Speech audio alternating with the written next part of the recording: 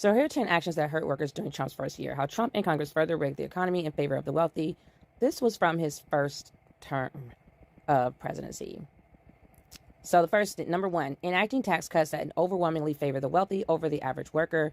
It was called the Tax Cuts and Jobs Act. Signed into law at the end of 2017, provides a permanent cut in the corporate income tax rate that will overwhelmingly benefit capital owners and the top 1%. It also includes temporary reductions in the tax rates based by the richest households and a temporary tax cut for pass-through business owners, a provision that has been marketed as a small business tax cut, but that will actually deliver an even higher share of benefits to top 1%ers than the corporate rate cuts will. While TCJA also includes some temporary cuts that could potentially benefit some low and moderate income families, these benefits are both stingy and temporary, whereas the tax cuts for the largest corporations have no expiration date. President Trump's boast to diners at the $200,000 initiation fee Mar-a-Lago Club during the holidays says it best. You all just got richer. Number two, taking billions out of workers' pockets by weakening or abandoning regulations that protect their pay.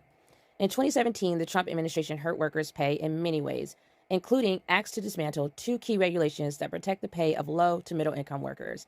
It failed to defend a 2016 rule strengthening overtime protections for these workers, and it took steps to gut regulations that protect servers from having their tips taken by their employers.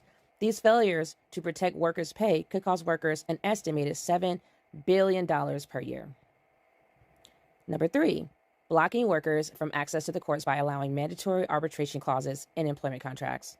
In 2017, the Trump administration, in a virtually unprecedented move, switched sides in a case before the U.S. Supreme Court and is now fighting on the side of corporate interests and against workers.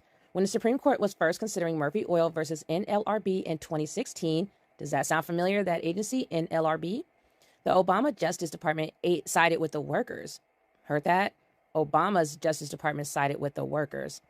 If, as expected, the now Trump-backed plaintiffs prevail, companies will be able to continue to require employees to sign arbitration agreements with class action waivers, forcing workers to give up their right to file class action lawsuits, taking them out of the courtrooms and into individual private arbitration when their rights on the job are violated. An employer's use of such agreements is likely to increase if the court rules in favor of the plaintiff. Number four, pushing immigration policies that hurt all workers. The Trump administration has taken a number of extreme actions that will hurt all workers, including pursuing and detaining unauthorized immigrants who were victims of employer abuse and human trafficking. While they were trying to enforce their rights in court and ending temporary protective status for hundreds of thousands of immigrant workers, many of whom have resided in the United States for 2 decades. But perhaps the most inhumane and ill-advised example has been the administration's termination of deferred action of childhood arrivals, also known as DACA.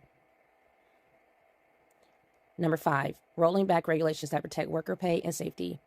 President Trump and congressional Republicans have blocked regulations that protect workers' pay and safety. Two of the blocked regulations are the Workplace Injury and Illness Record-Keeping Rule and the Fair Pay and Safe Workplaces Rule. By blocking these rules, the president and Congress are raising the risk for workers while rewarding companies that put their employees at risk. Number six, stacking the Federal Reserve Board with candidates friendlier to Wall Street than to working families. The Trump administration inherited 3 vacancies on the Federal Reserve Board of Governors and got 2 more vacancies to fill when Federal Reserve Chair Janet Yellen and Vice Chair Stanley Fischer announced their resignations. President Trump's actions so far, including his choice not to reappoint Yellen as chair and his nomination of Randall Kors to fill one of the inherited vacancies, suggests that he plans to tilt the board toward the interests of Wall Street rather than those of working families. Does he still sound like a man of the people? Number 7, ensuring Wall Street can pocket more of workers' retirement savings. The Trump administration's repeated delays to a rule protecting retirement savers from conflicted investment advice will cost retirement savers an estimated $18.5 billion over the next 30 years in hidden fees and lost earning potential. Number 8, stacking the Supreme Court against workers by appointing Neil Gorsuch. I cannot pronounce that name.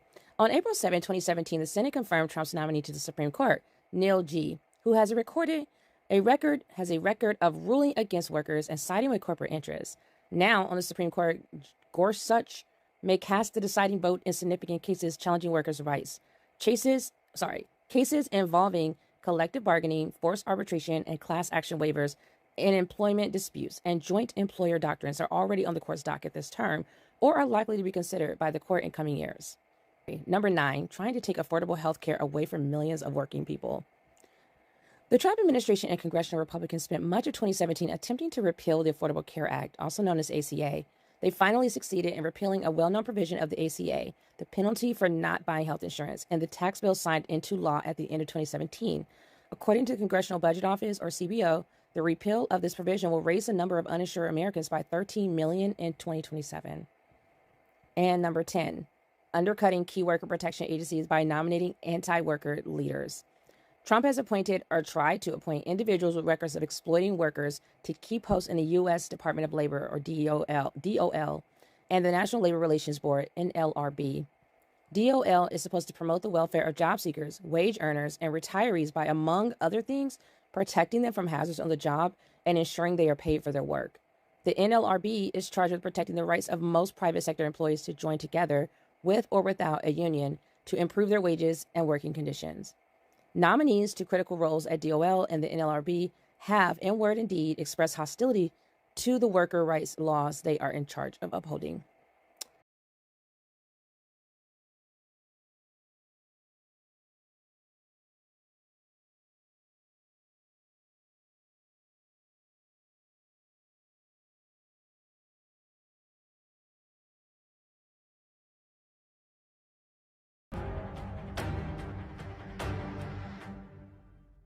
I was born ready.